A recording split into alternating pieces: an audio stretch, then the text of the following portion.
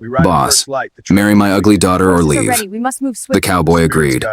When he lifted the veil, he was shocked. When the cowboy Ethan Ward rode into the frontier settlement of Red Mesa, he expected nothing more than a place to rest his horse, patch his boots, and move on toward the mining towns where good pay waited for men who didn't fear dust, danger, or loneliness. What he didn't expect was that the local cattle baron, Boss Calder, feared by outlaws and ranchers alike, would summon him straight into his mansion the moment Ethan walked through the saloon doors. Calder's men had watched him arrive, whispering about the cowboy who once faced a band of raiders alone and lived to tell the tale, and now the boss wanted him for a job. Ethan followed the guards inside, noting how Calder's estate felt more like a fortified camp than a home. Wooden beams reinforced with iron, horses restless in the stables, and guards pacing the verandas. Calder himself sat at a long, polished table, fingers drumming, his face built of age, anger, and authority. Without the slightest courtesy, Calder told Ethan he needed a protector for a daughter who he claimed was too unfortunate looking to attract a husband and too rebellious to remain safe. If Ethan took on the duty, Calder promised him land, cattle, and a future, something few wandering cowboys dared even dream of. But then Calder leaned forward with a voice that cut like bone. "Marry my ugly daughter or leave." The room grew still. Ethan didn't know whether the man was joking or testing him, so he simply stared back, feeling every eye in the room pressing against his spine.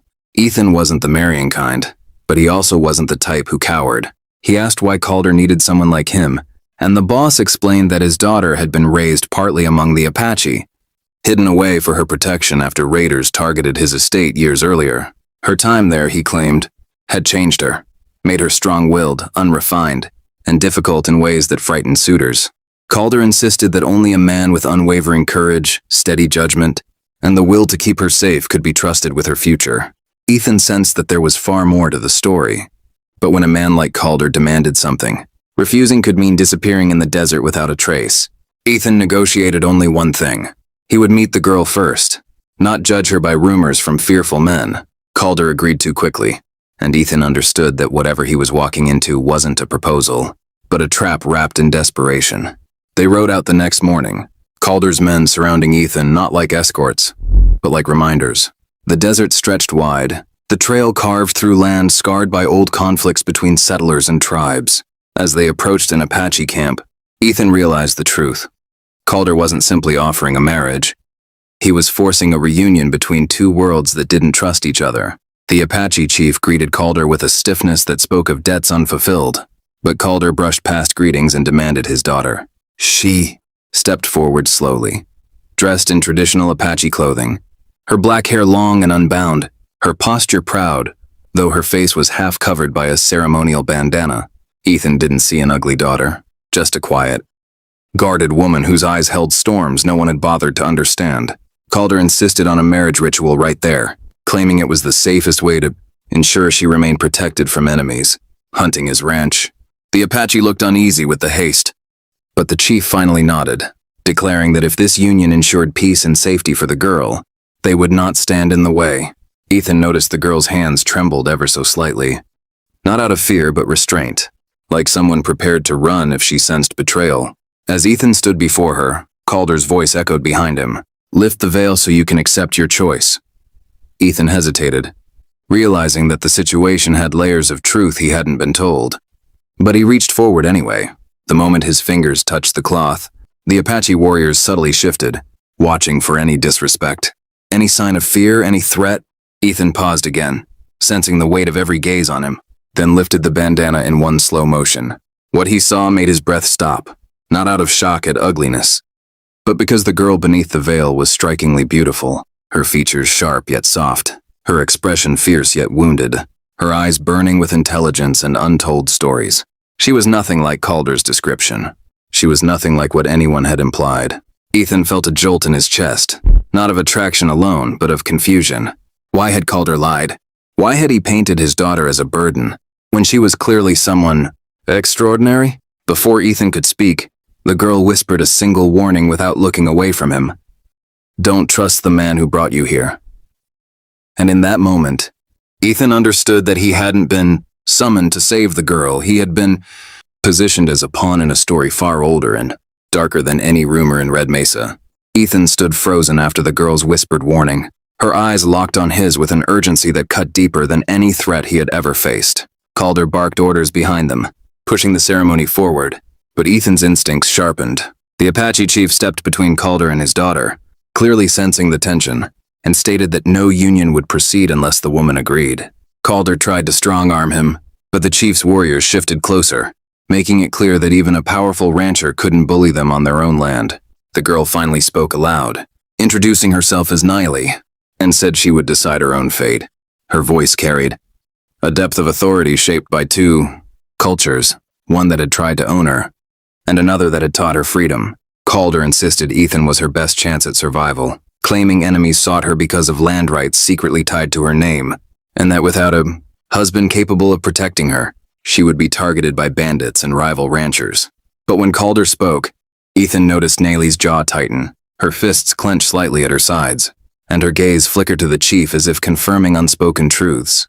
Ethan turned to Calder and demanded honesty. Calder answered with half-truths wrapped in urgency.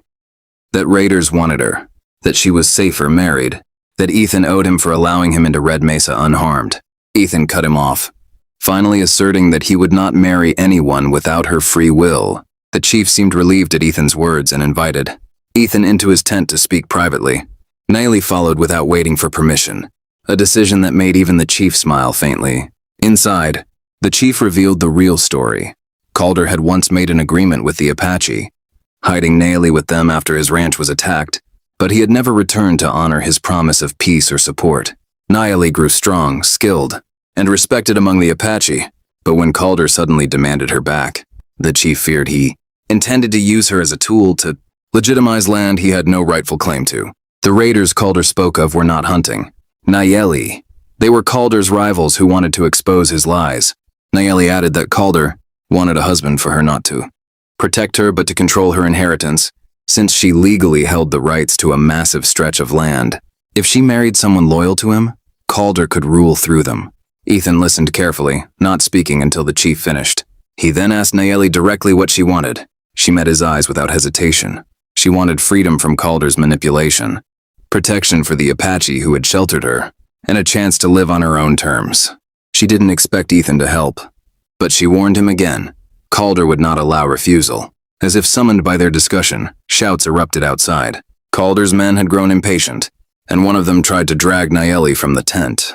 Ethan reacted first, grabbing the man's arm and twisting it behind his back, forcing him to release her. The camp erupted into chaos as Calder's men aimed rifles. Apache warriors drew bows, and the chief raised his hand to prevent bloodshed. Calder accused the Apache of poisoning Ethan's mind, claiming he was being deceived. Ethan stepped forward, unholstering his weapon but pointing it at the ground as a sign he wanted clarity, not war. He told Calder he would not marry Nayeli under force and would not let Calder take her unless she chose to go. Calder's face twisted with rage, and in a desperate act, he ordered his men to seize her.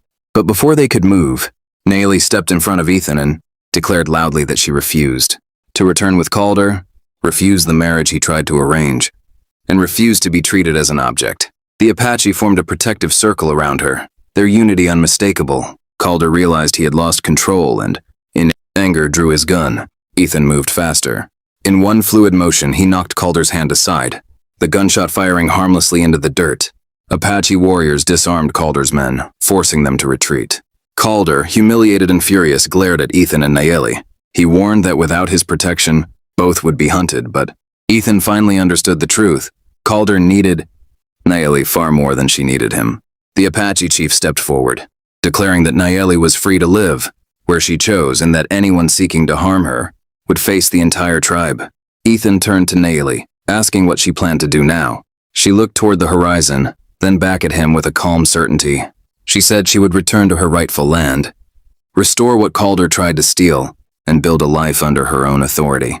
Ethan offered to ride with her, not as a husband forced by fear, but as a man who respected her strength. She accepted the offer with a faint smile, understanding the choice was theirs alone. As they rode away together, leaving Calder to the consequences of his greed, Ethan realized that the shock of lifting her veil wasn't discovering beauty, it was discovering truth, courage, and a woman far stronger than any lie told about her. Together they would face whatever came next. not as prisoner and protector,